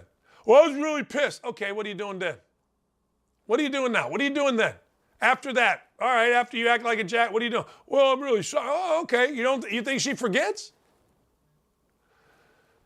So don't be a freaking fool. It ain't funny, it ain't necessary, it's hurtful, and a lot of times you can recover, but many times you cannot recover. Do something nice for your loved one. I'm not saying every day. Don't be a jackass every day. Take out the garbage, do something decent, but once in a while. The other day, I'll give you an example. I'm not the greatest. But the other day, I'm on my way home, and on my way home, there's a Kroger, which is a supermarket. So I stop at the Kroger. I'm like, yeah, I tell you what, I'm going to get a good bottle of wine. We drink wine. I like wine. I ain't mad at wine. Probably drink too much wine at night. But my friend Freddie Vienna said it loosens up your legs, and I want loose legs, so we drink wine. So I stop and I get a Camus. Nice bottle of wine. And then I'm like, wait a second. All right, hold on. I'm going to do better than that. I'm going to get a dozen roses. Kroger has great flowers. You can get a dozen roses for like $15, and they're great. Seriously. And then it hit me. Hey, wait a second. She loves Summer Shandy by Leinenkugel. Well, what's right here? Summer Shandy by Leinenkugel. Duh. Doesn't have to be a diamond ring. Doesn't have to be a tennis bracelet. Doesn't have to be anything fancy. I got a $15 dozen roses. I got a $75 bottle of wine, which I never get. I mean, most of the wine that I buy, by the way, I love Naomi. It's about $18. Naomi's really good. You can get whatever you want, but Naomi, I don't know what to tell you. It's fantastic. So I get a nice bottle of wine, flowers, Leinenkugel. I walk into the house. I got the wine, I got the Leinenkugel, and I walk in like a dork. And she's laughing. Like, you're the best. I know. I understand women, and women understand me. So do something nice. It ain't that big a deal. Doesn't have to be anything special. I don't do nearly enough. I should do more. And I think I'm going to do more now that I'm hearing myself talk. I'm a bit enthused by what I'm talking about. I'll tell you something else. You ready? Get yourself involved in one of her shows, you slap. That's right, you slap. Don't be just, well, you know, we got the game tonight. Yeah, you got the game tonight, so watch the damn game tonight. It's great. Watch the game. Have a great time watching the game. You should watch a game. You love watching the game. It's great to watch a game. Nobody's saying don't watch the game. But you know what I do? I get into a little bit of not Desperate Housewives, Real Housewives. I'll tell you about the Gordas. Yeah, I will. I'll tell you about the Gordas today, tomorrow, the next day. Yeah, I will. And you should too. Yeah. Hey, Dakich, I'm tired of hearing about your wife every day. Well, tough. You know what I want to hear about? I want to hear about, what do you call your wife? Honey, sweetie? Don't call her nothing other than what I call my wife, LOML. That's right. Love of my life. If you go with the ball and chain, you and I are throwing hands. I'm telling you right now, don't ball and chain it. I got to know. Yeah, Miomi, not Naomi. You're right, Connie, my fault. Connie, you're right. Miomi. Connie knows. Connie Harris knows it's Miomi on the YouTube chat. It ain't Naomi. All I know, it's got a twist off, and it's got that rum bottle, and I love it. I got to find out from our guy Sean Black how his date went. He called in. He was dating a rugby player. Don't do this. I told him one of three things. One, tackle her. Two, get a rugby football. Show her you care. Three, get one of those rugby striped shirts. You know what I'm saying? Get one of those. Rob says, hey, did DD get kicked out of the house? No, I didn't get kicked out of the house. Hell no. My house, damn it. I want to know. I want to know how the date went. Miomi, Connie, thank you.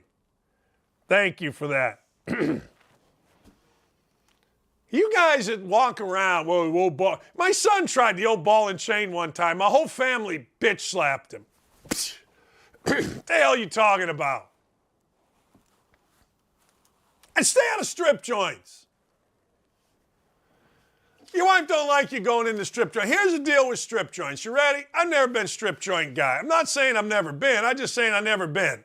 I've never been strip joint guy. I've been. Fanny's on Broadway. As you know, college guys, we used to run in there. I get it. Broadway in Gary, Indiana. Can you imagine what that place was like? But that was our spot. Stay out of strip joints, two reasons. Number one, you're a dirtbag when you go in there. You feel dirty, you know you're wrong, unless you're just so hammered you don't know. They're frustrating for you because you get a little dance, and next thing you know, what are you doing? You're gross. You're just gross. And number three, the malacca will hook onto you. You got a good life going. You got a nice wife. You got a nice girlfriend. You got nice kids. The malacca will grab you and will pull you down. The devil is always looking for a way to yank you back when things are going good in particular. I'm just saying, it was a collective bitch slap. Ryan and Dylan, bam! It was on text. Like, what are you doing? Yes, I've been to strip club. Yes, I don't go. But I will tell you this, about a month ago, no, not months, about 5 years ago, there's a place here. We had a softball game. Everybody wanted to go celebrate a guy's birthday. I went. I sat away. It was actually a very comfortable place. I am a stripper repellent. This repels. Because I give off a vibe that, number one, don't bother me. Number two, I'm just here to have a beer. And number three, It's like I want to give them extra money and talk about their issues. I am a stripper repellent. Always have been, always will be, and I'm very proud of it. Man. Yeah, I don't care if you date porn stars. Just treat them nice. Just treat them nice. But at the end of the day, for the love of God, don't be the clown that walks around, and don't frickin' call her the wife. God. The wife. Hey, me and the wife. I always just tell guys, who's what? Oh, it's not my wife. It's like when somebody says, well, Dad and I go, who's Dad? My dad? Your dad? What are you talking? Just because of a jackass. You know what I mean? I'm going to help you. I am. I'm going to help you. There's going to be life lessons with Double D. Oh, yeah. Here's the other thing. Don't go to your kids' practices. Well, the coach said we could. Don't go. Don't go. There's no reason to go to your kids' practice. Show up maybe a minute or two early, fine. But don't go sit there at your kids' practice and evaluate the coaching staff. Don't do that. Ever. I feel like my kids are self-sufficient, and I feel like one of the reasons is because I didn't go to their practices and sit there in my little chair and evaluate everything. Run, run, run, run, run. Shut up, shut up, shut up, shut up. Run, go, go, go, go, go, go, go, go, go, go, buddy, go, buddy. Shut up, buddy, shut up, buddy, shut up. And don't stand up in your kids' games. First game my son ever played on the varsity, he was a freshman. He wasn't even playing. He was on the end of the bench. And I looked over, and here was this guy. I'm not going to say his name, but he was a big crap lawyer in Indianapolis in his suit. His son was great kids. He's standing up yelling at the officials. And I looked at my dad, who was sitting next to me, and I pointed over. I said, if I ever do that, stab me in the throat. He's like, if you ever do that, I'll stab you right in the ass. And I mean in the ass. Don't do that. Number one, you look like an idiot. Number two, you're embarrassing your kid. I mean, just stop with the crap. Why do you parents, I would love to hear, why do you parents feel the need to go to your son or daughter's practice? Go to all their games. Go to all their games, shut the living hell up, have a wonderful time, shut the living hell up. Shut the living hell up at the game and move on. It ain't that hard. But damn. Ball and chain. Well, you know, the missus and I, she's dragging me to the ballet. Somebody said to me one time when I was going to see Les Mis, well, that'll be 3 hours, you'll never get back. I said, no, I think it'll be 3 hours I'll enjoy. Fell asleep 2 minutes in. I could not tell you what Les Mis was about. But I wasn't going to give some other jackass the satisfaction of bringing me to his jackassery. I've always thought this. In my life, I've always tried to stay above the stupid. Twitter has brought me back to the stupid. But I'm going on 3 weeks now where I never will engage with anybody on Twitter. I will write my little tweets. I will listen to all the stupid stuff coming back, but I will not engage. I will not give the power of some idiot my Twitter followers, and you all should thank me, and you should thank me every single day. You should. Every day you should thank me for that. That's right. Now, you want to know what is or who is a great husband? His name is Scot Pollard. Look him up. Scotty P is one of those guys that was a great player at Kansas, was a Roy Williams guy, is all over your television. I mean, he's iconic on different shows. And he considers himself, which is what I love, he considers himself to be a jinx. A jinx. That's right, for Kansas. So Scotty Pollard is down in Cancun with his lovely wife because Scot Pollard doesn't want to jinx his school. I think that's very, very cool. You got to know who you are. I'm going to talk to him about this. He already jumped on. He's excited. He jumped on about 10 minutes ago, or an hour ago. And I'm like, dude. He goes, tequila. But Scotty P has been on Survivor. He's been on Survivor Kong Kong, Survivor Cambodia. Scotty P he's been in the Axeman at Cutter's Creek, that movie. But look, Scotty P is one of the few guys, when you go to his Wikipedia page, it says hairstyles. Samurai Scot. Let's just go right to him. I mean, look, there are very few people, when you go to their Wikipedia page, who have their own damn Wikipedia that says hairstyles. Are you Samurai Scot today? Am I Samurai Scot today? No, I'm bald guy today. Oh, you're bald guy? How's Cancun? It looks wonderful. Welcome it looks to the club. good. Am I upside down? You're sideways. Right. You're this way. Would it help if I do this? Oh, baby. Technology. Oh, yeah, you are bald guy today. There's too much handsome on this screen, big boy. There's a lot of handsome. good-looking bald dudes right here. Now, don't get fooled. Hey, this is a green screen. I'm not really in Mexico. What is it? Is the drink of choice when you're in Mexico tequila? But you're Mormon. Is it Sprite? What is it? I was raised Mormon, and I don't have a problem with that faith at all. It's wonderful people, and it's most of my family. But I didn't follow the religion. If you could tell by the tattoos, Mormons don't believe in those. But there's a whole lot of other things. But it's a wonderful religion. But no, I drink alcohol on occasion. And yes, in Mexico, I would say tequila. Yeah, I've just started getting into tequila at my old age, and I got to tell you, I ain't mad about it. No.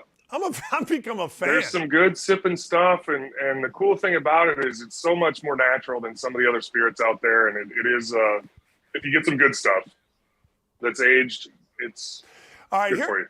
Here's what I like about you. You decided, or maybe it was decided for you, that you are a jinx for the Kansas Jayhawks. So you're not, even though you are a massive Kansas fan, you keep up with it. We're going to get into what you see on the court. But you're a jinx, so you're not even in the country when they're playing for a national championship. Listen, in 2018, TNT was like, hey, come help us do a broadcast. We're doing the team cast thing. And it was Kansas-Villanova, and we got absolutely smoked. We couldn't even be homers like we were supposed to be. People were tweeting at me like, you're such a homer. I was like, that's the point. It's team cast. But there was nothing. Even Rob Riggle, he was our sideline reporter, and Rob Riggle couldn't make that embarrassing performance funny. If he can't make it funny, I got no shot. So it was brutal. And as soon as we got to the Final Four and the next opponent was Villanova, I was like, I'm not going there. I'm not that superstitious, but I'm superstitious enough, I guess. You went on. Yeah, you tried to tell me you're not superstitious, but what you're doing is the definition of superstition. I'm aware. There's a little hypocrisy in me. Hey, what did you think the other night? Pretty good performance, a little bit better than the last time. Yeah, definitely better than the last time. They were missing one of their stars, but you never know how that's going to play out. It could be the wounded animal is the most dangerous, and so I'm glad Kansas came in with the focus and with the attention of, hey, whoever they've got, we've got to play our best game, and they did. They played a great game. I heard you and Doug talking a little bit about the seniors, and man, as inconsistent as they've been, and we can go into more of that, but they were monsters. They were monsters. Both Ochai and Mac were great in that game, and really were the reason we got such a good result. You taught me something the other day. I'm not going to lie. I didn't really I watched Kansas enough, but not that much. But you said the inconsistency of the seniors, and you actually were talking about McCormick. Obviously, you're a big guy. He's a big guy. You pay attention. So I started watching him. Hey, I got to tell you, Scott, I know he didn't get back out to a shooter a few times, but damn, you mentioned positioning, and I'd like your take on this. I thought he played a masterful defensive game inside out. Now, okay, maybe he didn't get to the left-handed shooter kid, but what were your thoughts on McCormick defensively?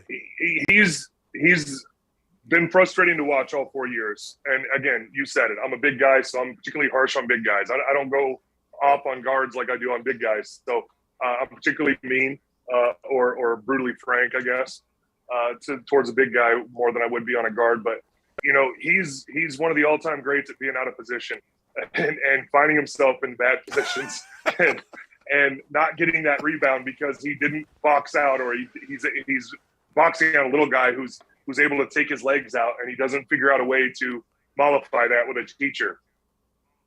And, so the question is, your question was, how great was he on defense? He was great.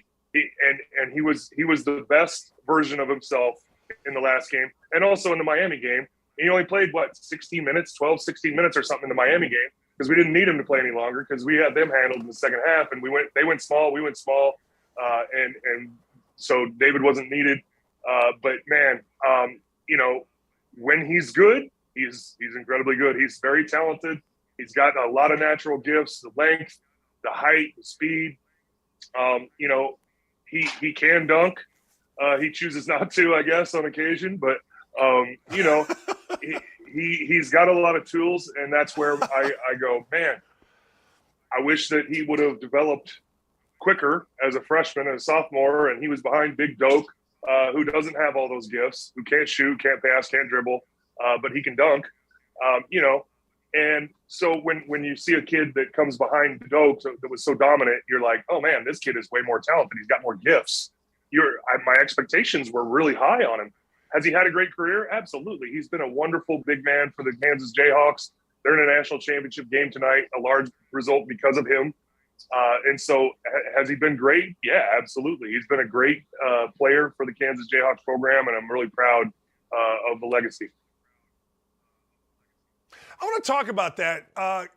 Roy Williams coached you. Roy Williams coached North Carolina. What makes Roy Williams so special? For me, I needed a father figure at that time in my life. My dad passed away while I was getting recruited at 16 years old, and I got a lot of attention. We talked about it the other day with Bobby Knight, but we hit it off.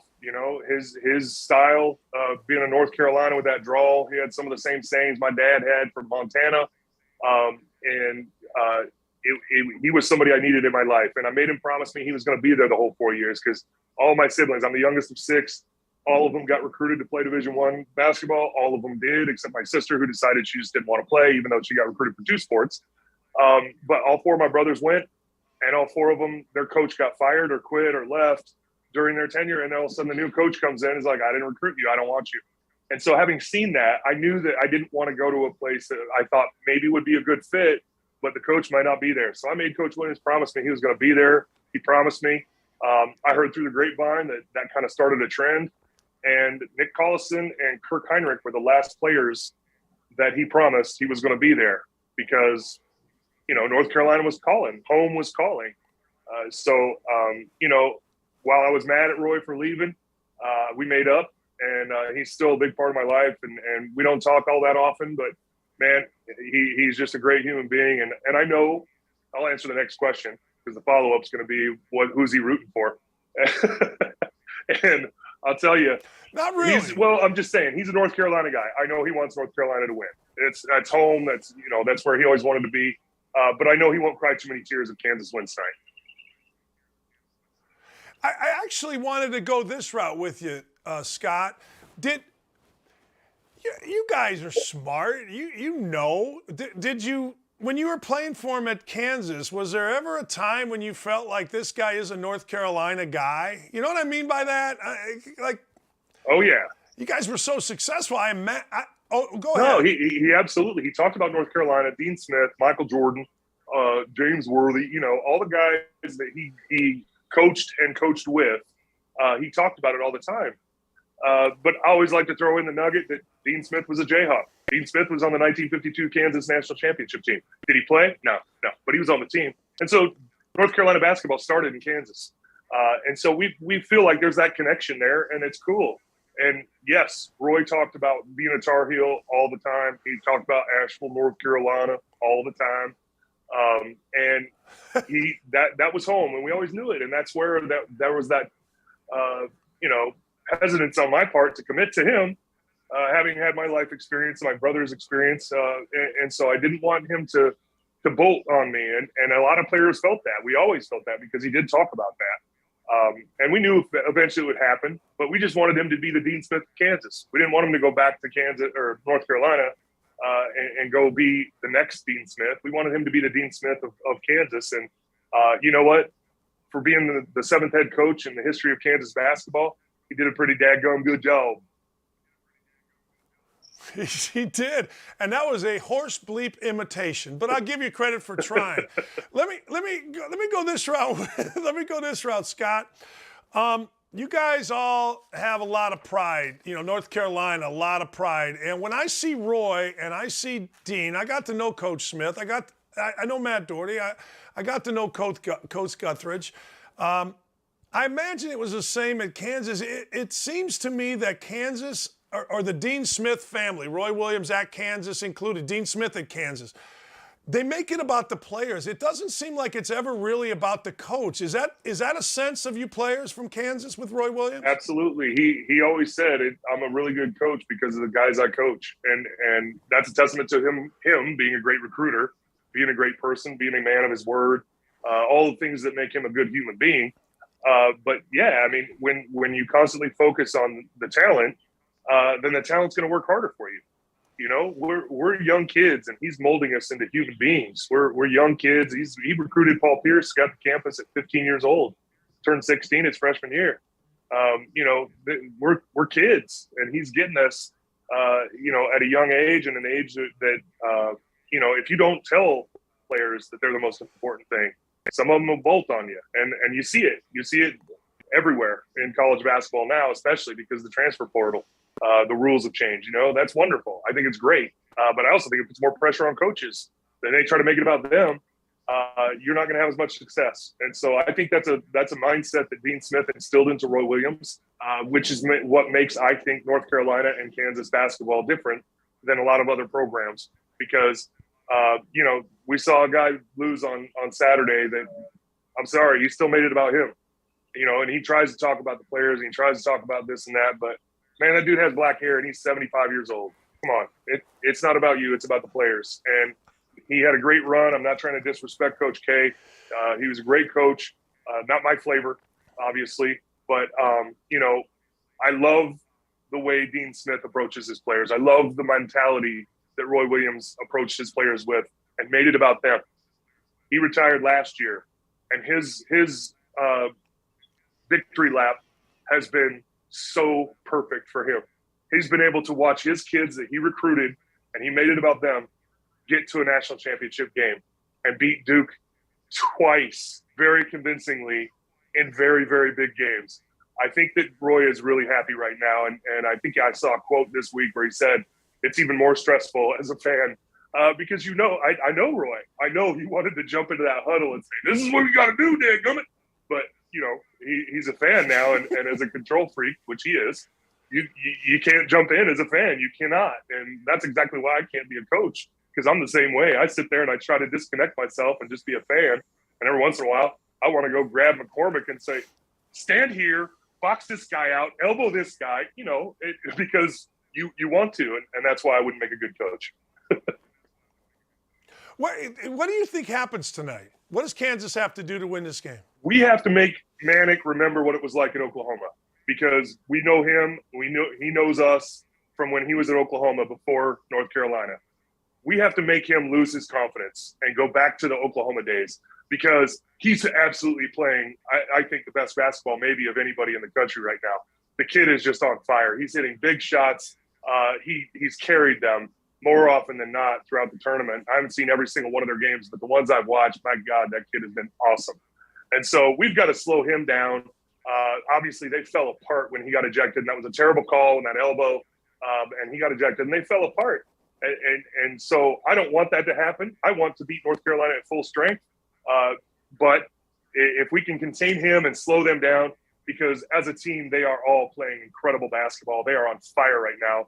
And unfortunately, it reminds me of my senior year when we were the best team in the country and Arizona came along playing on fire basketball. And we caught them game 4 of their 6-game streak, which got them national championship.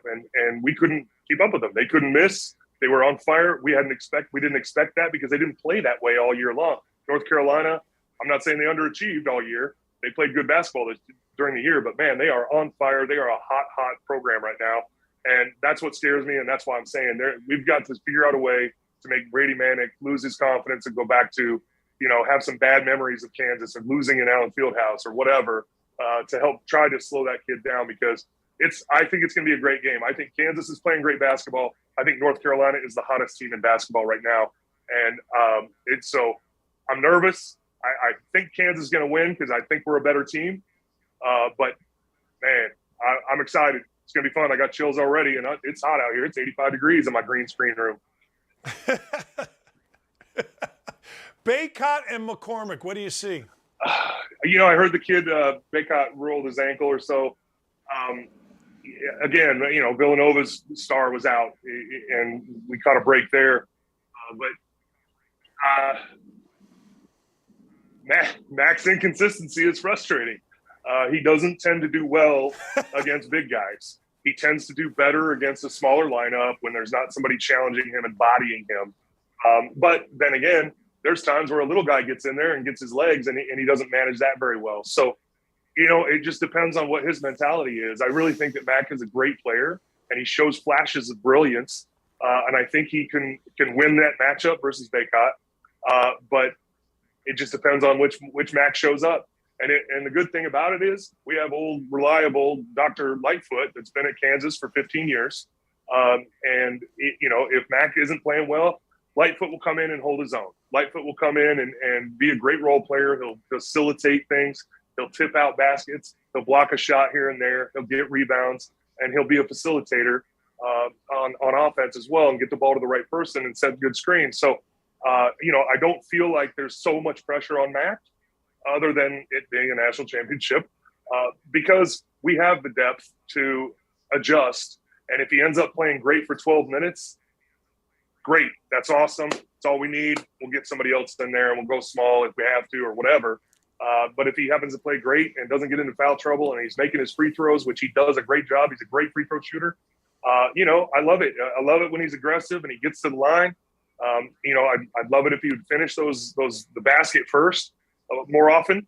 But again, just being hard on him, I'm nitpicking him. But I'm a big fan, and I like our chances. How about your guy Christian Braun just firing 2 in at late? That's what Scott. That's what you're supposed to do at Kansas. You know what I mean? Like, it's your time, man. And Braun hit the tough one, and then he came back and hit the other one. I feel like that's how you win a national championship, with all of a sudden a guy like that doing that in such a big moment. But I feel like when you put on Kansas or North Carolina or Duke, I used to say Indiana. I don't necessarily believe that anymore. It's been too long. But that's what you're supposed to do at those blue blood schools, no? Yeah, absolutely. And that, again, that's the flip side of the inconsistency of this team is the amount of weapons we have. It's not the deepest team that we've ever had, but we've got 8 or 9 guys that can kill you. Focus too much on Ochai and Mac, and Brown is gonna knock it down. Focus on our starters, and you got Remy coming off the bench, and that kid has just been awesome. Now he's a graduated senior also. He's got maturity. He's got experience, and he is not scared. And I love the way he plays basketball. So we have a lot of weapons, but yeah, I agree with you. I'm not going to argue with you on that one. When you go to Kansas, there's an expectation, and we've lost players in the last 5 to 7 to 10 years that came in as player of the year in Kansas or highly recruited kid. And all of a sudden they get to Kansas and they're not good enough. They don't have the mental capacity to know I've got to hit shots when the game is on the line. This is a big time program. It's not for everyone. And that's not a detractor. That's not me saying, hey, we're so good, you need to be this way. But what it is if you can't handle the pressure, go to a program that fits your pressure level better. Go to a place like Oklahoma. Go to a place like Texas. Go to a place like that's not a blue blood, where you can go in and develop that attitude and that ability. But when you come to a Kansas, you come to a North Carolina, Duke, you have to be ready that the ball might end up in your hands with the game on the line, and you got to shoot that thing. And you got to shoot it with confidence. You can't just throw it up there and pray you get fouled. That's not how it works. You got to be ready to hit that big shot at Kansas. And we have a lot of guys that are. We have a lot of guys that are ready. That will. I honestly believe we have 4 or 5 players on this Kansas team that if the ball is in their hand at the end of the game, I like our chances. I agree. I was talking to Doug Gottlieb about that. He left Notre Dame, which is a good basketball school, but he went to a place where it's really passionate, Oklahoma State. Yeah. I played at Indiana, where every loss was met with death. You played at Kansas, where it's just a different expectation when it's a basketball school as opposed to what you're saying, right? I mean, it just is, and that's what you sign up for. It is, and you have to be ready for it, and not everybody is. And again, young minds, impressionable minds, they think, I'm the best, because they are. They didn't get recruited to Kansas because they're the worst. They get recruited to Kansas or North Carolina. Oklahoma State, great basketball tradition, better football school. But I remember Doug in college, and yeah, I mean, the expectation is different. You're not expected to hit shots on a big stage when you're going to a smaller school or a lesser well-known basketball school any more than you go to Texas. And if you don't catch that touchdown pass, you might get some death threats, And so it makes sense. There's football schools, there's basketball schools. And I'm a Hoosier now. I live in Indiana. I hope Indiana gets back. I like the way things look right now. I would love to see Indiana be in a blue blood again. But I agree with you. It's been a long time. But yeah, I love the idea or the fact that when you sign up for Kansas, you have to have a certain mentality. And it's the mentality of being confident enough to know that if the ball's in your hand, you got to be able to shoot that thing or make a play. And if you're not, that's okay. Find a better program that fits you. Right. All right, last thing before I let you go. Like, you are internationally known, so it's all velvet ropes. I get it. It's all paparazzi and velvet ropes in Cancun. What are we doing today? Because when you walk in somewhere, you and your lovely wife, when you walk in, heads are snapping. So what's on the docket today as we get ready for was it Central Time down there, 8:30 tip or whatever it is? What are we doing today? It's Central Time. Give me the day, Scott. Today my wife already went down. The lovely Mrs. Pollard went down to the beach and scoped us out a spot and hit us a spot down there underneath a thatched roof. So we're going to go down and hang out on the beach. We're going to enjoy a couple beverages, maybe some of the adult kind. And but we want to make sure that we're awake for that game tonight because, yeah, it's going to be a big one. We've taken a few pictures here at the place we're staying at, and I have security. I have a full team. I have 40 people guarding me at all times because I need it. Because I clearly need it. I mean, I can't go anywhere. Yeah. It's really ridiculous. We landed at the airport in Cancun, and there was thousands of cameras. It was like the Kentucky Derby.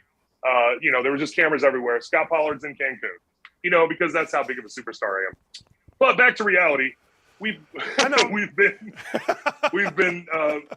lot of fun here, and we have a few more days left. We're not leaving until Saturday. I think we're staying until Saturday. So we're happy to be here, and we're gonna just spend the day on the beach and eat, nap, and then catch that Jayhawk game. There's a sports bar here at the place we're staying at. We watched the Saturday game in there with a couple other Jayhawk fans, and a couple of them are still here. So I'm sure there's going to be a few Jayhawks in the bar tonight watching us hopefully beat those Tar Heels. So I get it. Hey, man, drink, take a nap, you're all good. But because you have proven yourself to not be superstitious, will you go to the same bar? The answer is obviously yes. Will you sit in the same seat? Will you try to get the same seat that you had for the semifinal? No. But it wouldn't be difficult if I do happen to, because we were, I think, the only people in the bar for the first game, and then for the second game, there was a couple other people that showed up. But yeah, I think we'll have a good chance. I am going to wear the same shirt. But you're not superstitious. Well, it just happens to be the same shirt, and I didn't bring another Jayhawk shirt, so that's all. Yeah. That was just a lack of opportunity, really. I underpacked Kansas gear. I am wearing my Kansas basketball shorts that were from a team I didn't play on, but I'm not wearing those all day because they're not swim trunks. I got swim trunks to get into because we're going to get wet. Give me the score. What's the score tonight? Oh, man. It really – I hate to say it, but I think it depends on Manek. If that kid goes up, it's going to be in the 90s because we're going to have to keep up with them. But Bill Self, he's going to do a great job of getting these guys to play defense. So I'd say 79-75 Jayhawks. All right, my friend. Have a great time. Can't thank you enough. Thanks for coming on. Thanks for having me on. We'll talk soon, buddy. You're the best. Yes, sir. That's Scot Pollard down in Cancun.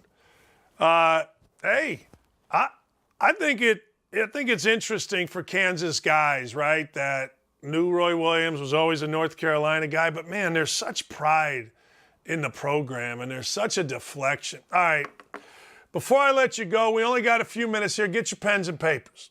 Get your pens and papers because this is what's going to happen tonight.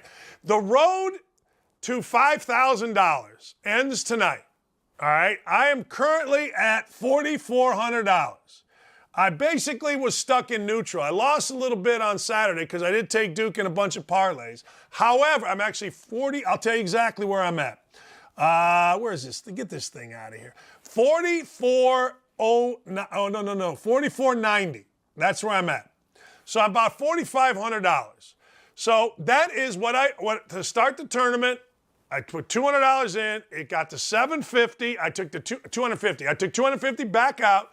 So everything now is profit. We've made $4,400 on this. I am going to take the Kansas Jayhawks. I'm not in love with this bet. I'm going to take the Kansas Jayhawks -4. I think that fact that Bacot is a little banged up, I'm going to take him -4, and I'm going back to the bet that we had the other day. I'm not in love with it, but I think Brady Manek over, now it's 6.5 rebounds, is something that I got to look at. It is. Manek over 6.5 rebounds. I am taking that. I wish it were 5.5. but it's 6.5.